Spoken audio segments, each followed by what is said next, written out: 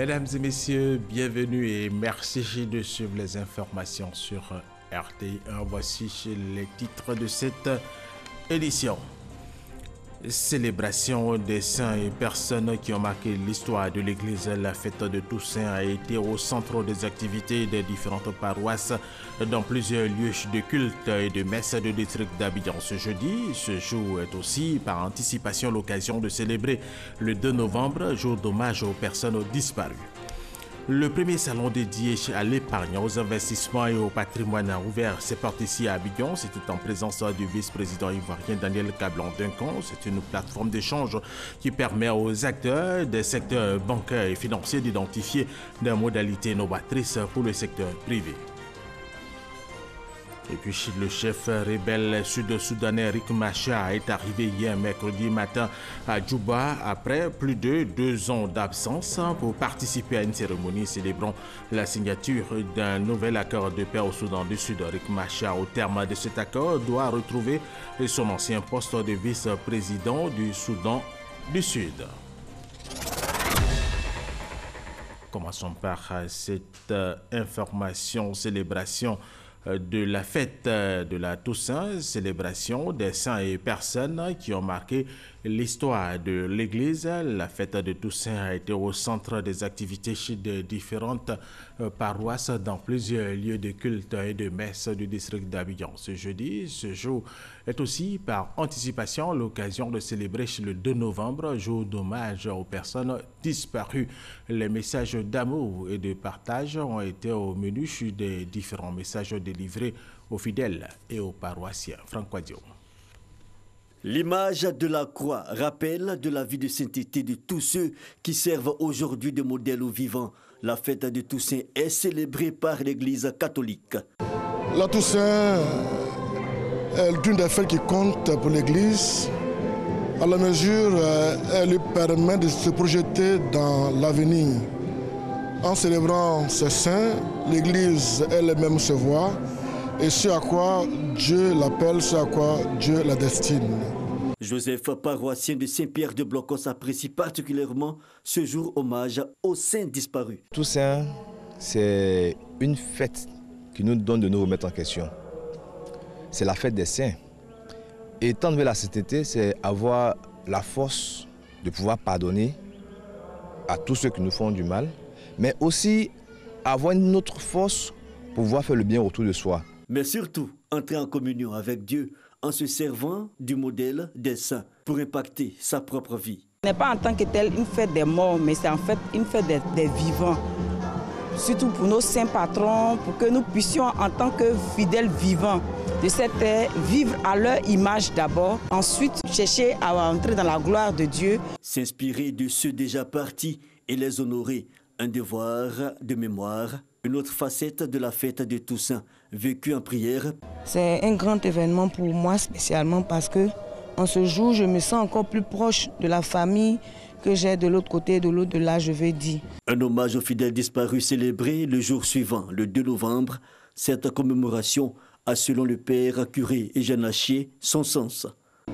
Cette église, elle n'est pas seulement visible, elle est aussi invisible. L'église de la terre, l'église du ciel, l'église de ceux qui sont partis en purification en vue de passer au ciel. Ceux qui sont encore vivants, prient pour ceux qui sont partis. C'est tout le sens de la célébration de demain de Dieu. Comme les fidèles de l'église se souvient de ces défunts, pas pour se lamenter, mais prier pour eux, qu'eux aussi parviennent au ciel et prient pour ceux qui sont encore sur la terre. Donc pour nous, c'est une communion qui est un article fort de notre credo. La fête de la Toussaint, rappelons-le, a lieu chaque année à la date du 1er novembre. Un reportage signé Franck Quadio. Les 1er et 2 novembre sont marqués par la célébration de la fête de Toussaint et de la fête des morts. Ces deux fêtes consécutives créent bien souvent la confusion dans l'esprit des populations. La différence entre ces deux fêtes et leurs enjeux, on en parle là avec Tata Doumbia et Abdul Kader Sogodogo Guédouma de RT Boaké. Regardez. Les chrétiens catholiques célèbrent en ce jour les saints, ces hommes pieux dignes de vénération et de respect. Le prêtre célébrant nous éclaire sur cette fête. La fête de Toussaint ne trouve pas d'origine biblique comme la fête de Noël et bien d'autres fêtes au niveau de l'Église.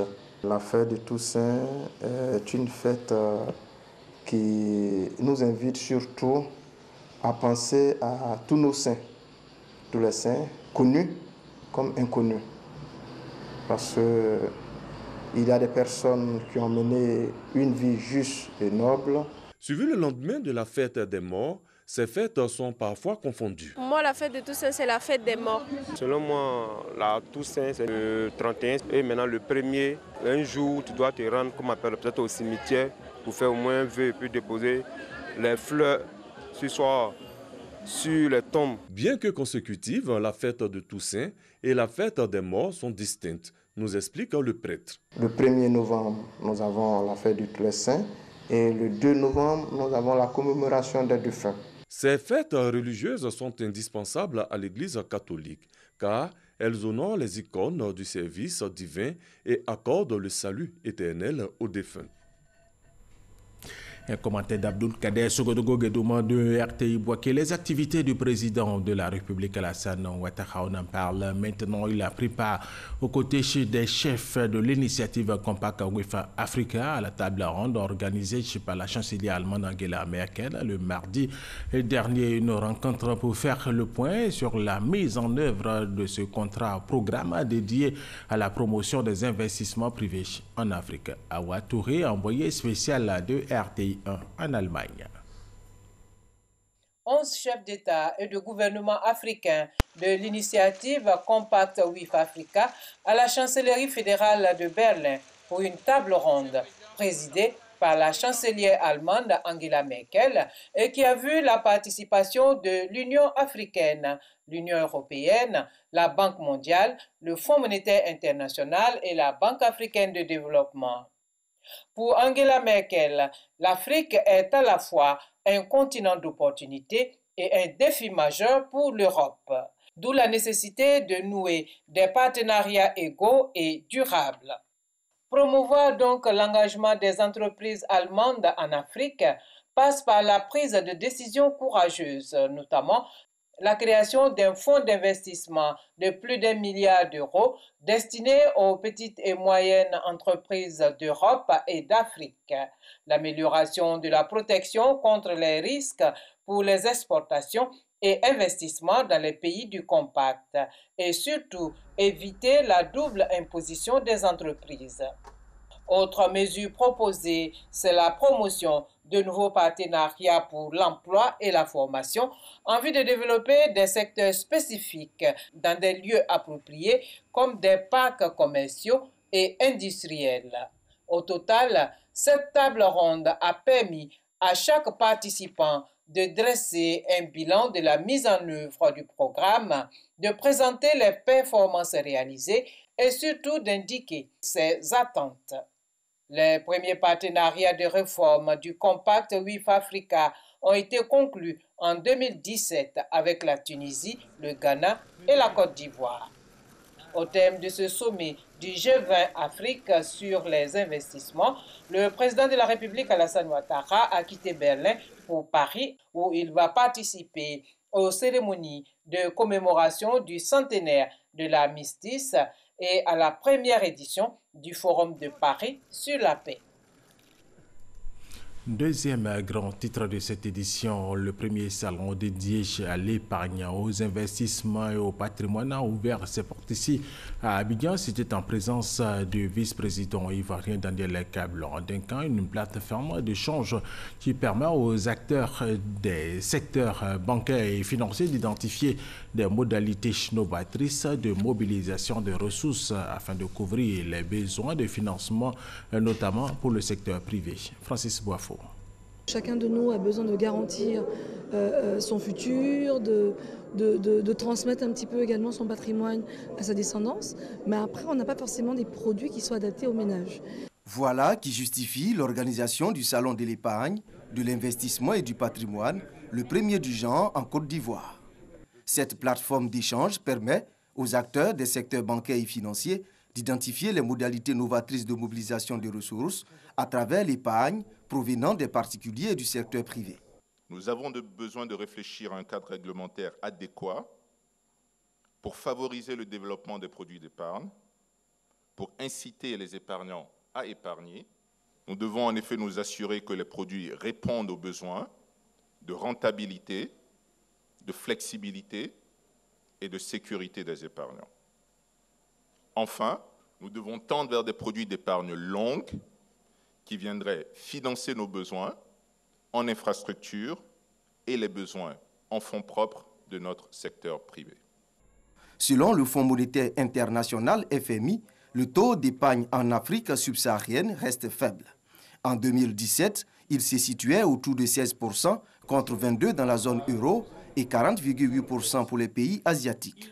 En Côte d'Ivoire, ce taux était à 15%, ce qui emmène le représentant du Premier ministre à orienter les réflexions.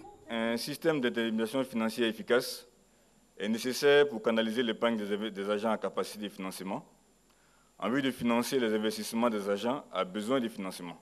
Un système financier efficace contribue à augmenter la mobilisation de l'épargne, il contribue à réduire les coûts de transaction, il contribue également à mieux répartir et à allouer de façon optimale les ressources vers les emplois les plus productifs.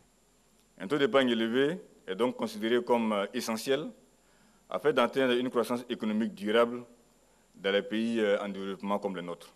Sur la période 2018-2020, il est attendu un taux de croissance moyen annuel de 8%, ce qui permettra à la Côte d'Ivoire de consolider son statut de pays pré-émergent ou pays frontière de l'émergence, selon le vice-président de la République. Daniel Kablan-Duncan souhaite une nouvelle approche d'épargne basée sur le crédit au regard des chiffres actuels. En Côte d'Ivoire, le crédit domestique représente 26% du produit intérieur brut, contre 112% au Maroc et 180% en Afrique du Sud. Par ailleurs, ces pays ont des taux de mobilisation des recettes fiscales beaucoup plus élevés que la Côte d'Ivoire. Et en 2016, pour un encours global de crédit à l'économie de 5 137 milliards de francs CFA, seuls 536 milliards de francs CFA de crédit ont été octroyés aux PME, soit 10,4%. Au regard de ces situations, l'action devait être triple, à savoir 1. Rendre les banques plus performantes dans leur fonction d'intermédiaire financière. Deuxièmement, diversifier le système financier. Et troisièmement, mieux protéger et éduquer les consommateurs. Les travaux de la première édition du salon dédié à l'épargne, aux investissements et au patrimoine d'Abidjan ont été sanctionnés par la remise du livre blanc au gouvernement ivoirien. Ce document contient l'ensemble des solutions pouvant augmenter le taux d'épargne dans le pays. La Banque mondiale a publié hier mercredi son rapport Doing Business 2019. Ce rapport de référence, considéré comme l'un des principaux indicateurs économiques de l'institution financière internationale, place la Côte d'Ivoire au 122e rang sur les 190 pays évalués. Constat, le pays gagne 17 places en comparaison à 2018. L'ancien Bakayeko. En se hissant au 122e rang sur les 190 pays en compétition, la Côte d'Ivoire fait un bond de 17 places et devient le premier pays réformateur au niveau de la sous-région ouest-africaine. La Côte d'Ivoire donc renoue avec la dynamique des bons résultats que nous avions connus en 2014-2015, puisque au cours de ces 2 années, nous étions parmi les 10 pays qui ont fait le plus de réformes dans le monde. Nous sommes à nouveau cette année dans le top 10. Pour cette édition du Doing Business 2019, la Banque mondiale a mesuré la réglementation des affaires et son application effective dans 10 domaines du cycle de vie d'une entreprise. Le groupe de la Banque mondiale tient particulièrement à féliciter le gouvernement ivoirien pour ses efforts visant à améliorer l'environnement des affaires dans le pays. En effet, la Côte d'Ivoire est un pays résolument engagé vers l'amélioration de son climat des affaires en vue d'attirer, de faciliter les investissements à même de lui permettre d'atteindre ses objectifs de développement. Création d'entreprises, obtention de prêts ou de permis de construire, paiement des impôts et exécution des contrats sont les domaines où la Côte d'Ivoire a réalisé ses meilleures performances. Ces efforts vont être poursuivis avec d'autres réformes liées notamment à la digitalisation de l'administration. Il s'agit du portail unique dédié à l'investisseur, dénommé portail unique de services à l'investisseur. Ce portail permet de regrouper en un seul lieu l'ensemble des informations utiles à l'investisseur. Sont ainsi mises en ligne les informations relatives aux formalités de création d'entreprise et d'obtention des licences, autorisations et permis d'affaires. Avec ce dispositif transactionnel, il existe désormais la possibilité de réaliser les formalisations de création d'entreprise avec génération de l'identifiant unique d'immatriculation des entreprises. Et ce n'est pas tout.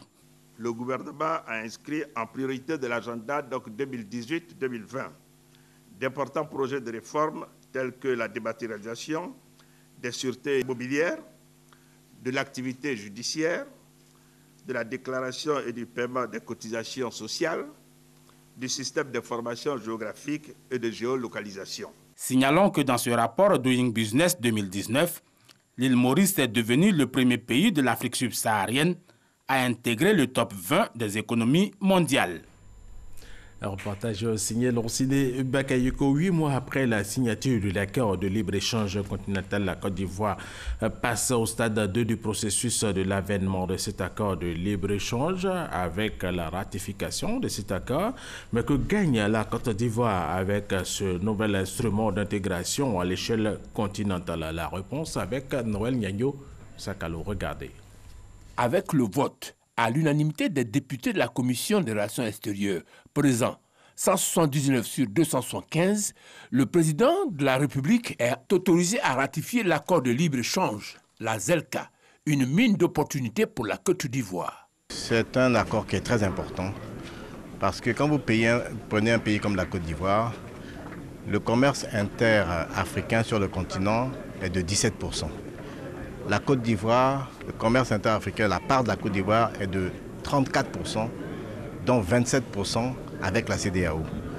Donc si la Côte d'Ivoire a déjà 34%, alors que la moyenne continentale est de 17%, malgré les barrières, avec la levée des barrières que va instituer l'accord de libre-échange continental, vous imaginez que la Côte d'Ivoire est l'un des pays les mieux placés pour profiter de cet accord.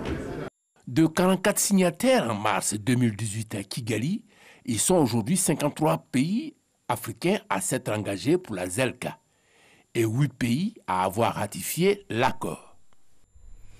Autre information, tous les Ivoiriens qui n'ont pas d'extrait d'acte de naissance pourront en avoir bientôt. L'État va lancer une procédure spéciale de déclaration de naissance. Le projet de loi instituant cette procédure, le rétablissement d'identité et la transcription de naissance, a été présenté par le garde des Sceaux, ministre de la Justice, Sanson Kambile. Les 2 projets de loi ont été adoptés à l'unanimité des membres présents de la Commission des affaires générales et institutionnelles du Parlement. Le premier projet porte sur la procédure spéciale de déclaration des naissances, le rétablissement d'identité et la transcription des naissances. On aura la possibilité donc de voir les sous-préfets, les officiers d'état civil se déporter sur le terrain, dans les localités où les gens n'ont pas eu de papier, pour que ces personnes puissent se manifester et en avoir. Vous savez que certains de nos concitoyens ont des actes de naissance qui sont faux. Il faut donner la possibilité à ces personnes de se manifester et de reconnaître que leur acte de naissance n'est pas enregistré, qu'il s'agit de faux, et leur donner la possibilité d'avoir des actes réguliers en prenant la peine de supprimer les actes irréguliers. On a aussi la situation de nos concitoyens qui ont été, il faut le reconnaître honnêtement, amenés à se servir des actes de naissance de leurs proches pour faire des études. Notre état civil sera modernisé, c'est l'objectif principal du 2e projet de loi relatif à l'état civil. Le dispositif légal procède ainsi à la suppression des dispositions de l'article 59 de la loi actuelle qui traite de l'établissement de l'acte de décès du condamné à mort, afin de conformer la loi à la Constitution qui a aboli la peine de mort. Le projet de loi intègre également de nouveaux acteurs dans l'organisation et le fonctionnement des services de l'état civil ivoirien, en vue de rapprocher davantage les 10 services des populations, de faciliter et d'accroître l'enregistrement des faits d'état civil. Les centres secondaires d'état civil prévus par la loi actuellement en vigueur sont remplacés par les bureaux d'état civil, dont certains seront créés dans les centres de santé, dans les conditions fixées par décret. Ce projet de loi prévoit l'utilisation des procédures électroniques dans l'enregistrement et la délivrance de faits d'état civil. Une dématérialisation sans pour autant abandonner le support papier. Koulibaly, le conseil d'administration du Bureau international du travail BIT tient depuis le 29 octobre sa 334e session. Cette troisième rencontre annuelle de l'unique agence tripartite onusienne, gouvernement, travailleurs, employeurs, porte notamment sur la politique, le programme du BIT pour 2019-2021. La Côte d'Ivoire, membre de l'organisation, est représenté par le ministre de l'Emploi et de la Protection sociale, Pascal Kwaku Abidjan. Abidjan accueillera en 2019 la 14e réunion régionale africaine du Bureau international du travail. C'est l'un des 3 points discutés lors de l'audience du ministre de l'Emploi et de la Protection sociale avec le directeur général du BIT. Pascal Kwaku Abidjan et Guy Ryder ont ensemble entrevu les modalités d'appui du BIT à l'organisation de cette rencontre régionale qui réunira une 50aine de pays africains. D'appui, il en a aussi été question pour l'organisation des prochaines élections professionnelles en Côte d'Ivoire. J'ai pu assurer, Monsieur le ministre, de l'appui permanent de notre organisation quand il s'agit d'aborder les défis considérables du monde du travail au Côte d'Ivoire. J'ai profité aussi de l'occasion pour remercier le directeur général pour le retour du siège de l'organisation régionale à Abidjan. À noter, l'Organisation internationale du travail aura 100 ans en 2019.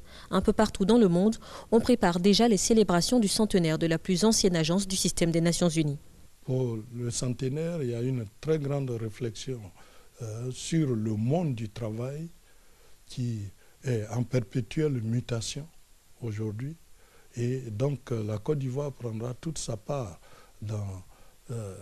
sur ce sujet important. Alors que le 334e conseil d'administration du bureau se tient en ce moment à Genève, Pascal Abidjan et Guy Ryder ont aussi échangé sur le document de coopération 2017-2020 entre la Côte d'Ivoire et le BIT. Et c'est un reportage de Christelle Menon. La mutuelle générale des fonctionnaires et agents de l'État de Côte d'Ivoire, MUGEFSI, fait son bilan à mi-parcours, un bilan seulement après 1 an de prise de fonction de la nouvelle équipe. C'était au cours d'un déjeuner de presse à occasion pour la mutuelle de présenter officiellement à ses membres la carte unique intelligente. Pierre Dipomélin-Koné, Issaïo Tchonon. L'illégalité. Ce sont des magasins. Rappel des engagements pris devant les mutualistes pendant la campagne, mais aussi le niveau de réalisation de certains projets et ceux en cours d'exécution. C'est l'exercice de transparence auquel s'est livré le président du conseil d'administration de la MUGEFSI, Mutuelle générale des fonctionnaires de Côte d'Ivoire, devant les journalistes.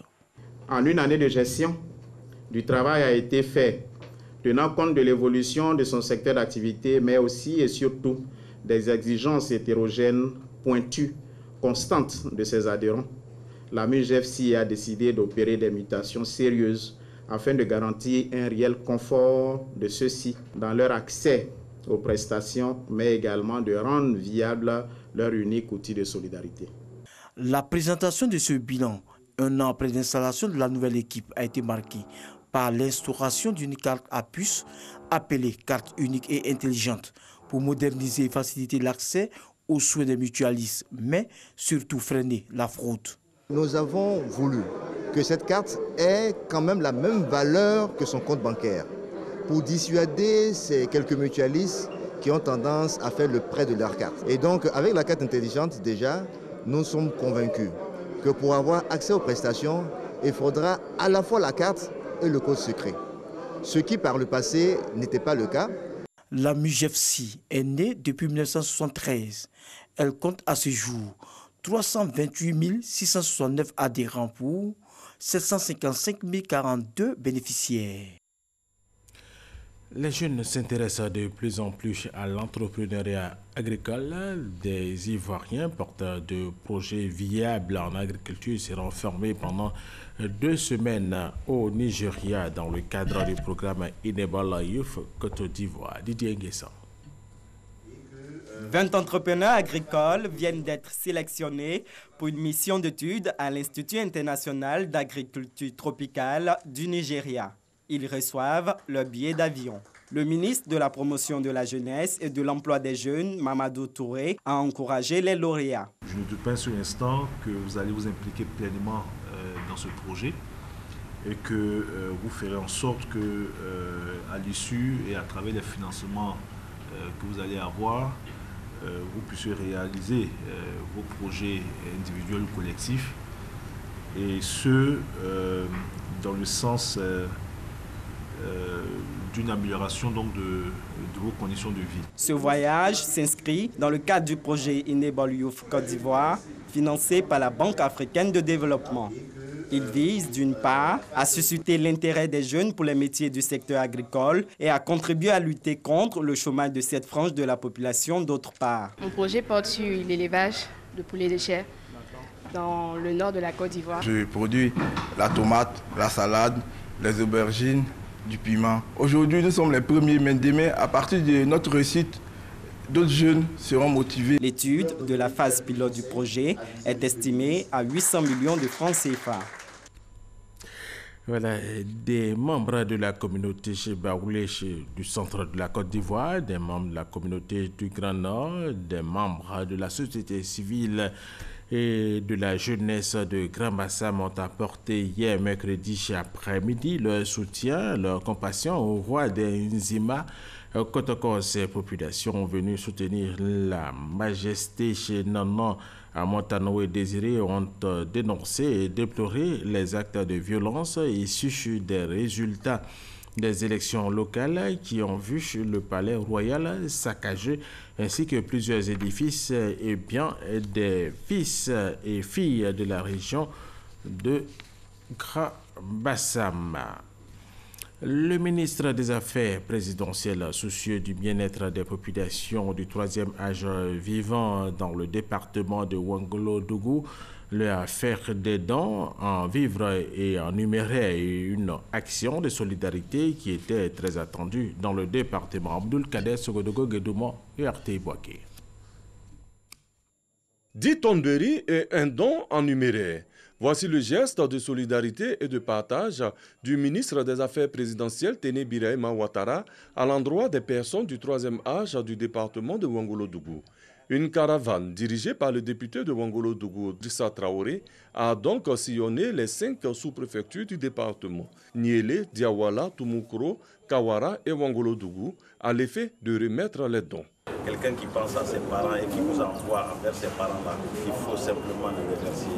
Il faut tout simplement le remercier parce que c'est le bien qui est fait au nom de la population du département de Ouangolo. Je tiens en tant que député de dire merci. Je dis merci de nous avoir enseigné à aller dans le bon sens. Et c'est ça aussi la cohésion de le vivre ensemble. Des bénéficiaires heureux de cette action qui vient à point nommé. La Harmattan et la saison sèche se font déjà ressentir.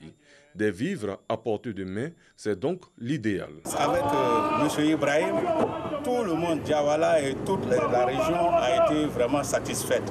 Et je lui souhaite une prolongation pour tout ce qu'il va faire. Après le département de Ouangolo-Dougou, la caravane de la solidarité et du partage, initiée par le ministre des Affaires présidentielles Téné Birahima Ouattara, visitera les départements de Kong et de Fekese-Dougou.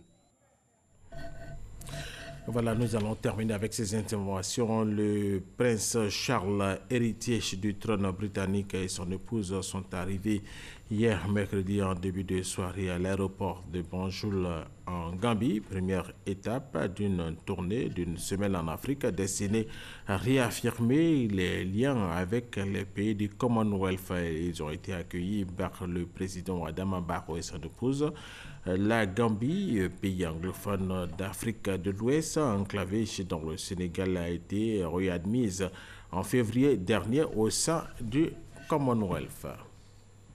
Dernière information, le chef rebelle sud-soudanais Riek Machar est arrivé hier mercredi matin à Djouba après plus de 2 ans d'absence pour participer à une cérémonie célébrant la signature d'un nouvel accord de paix au Soudan du Sud dont la mise en œuvre se fait à pas compter. Rappelons que Riek Machar, au terme de cet accord, doit retrouver son ancien poste de vice-président du Soudan du Sud. Voilà, et c'est la fin de cette édition supervisée par Hugues Hervé. Merci à la réalisation et aux techniciens. Merci à vous de l'avoir suivi.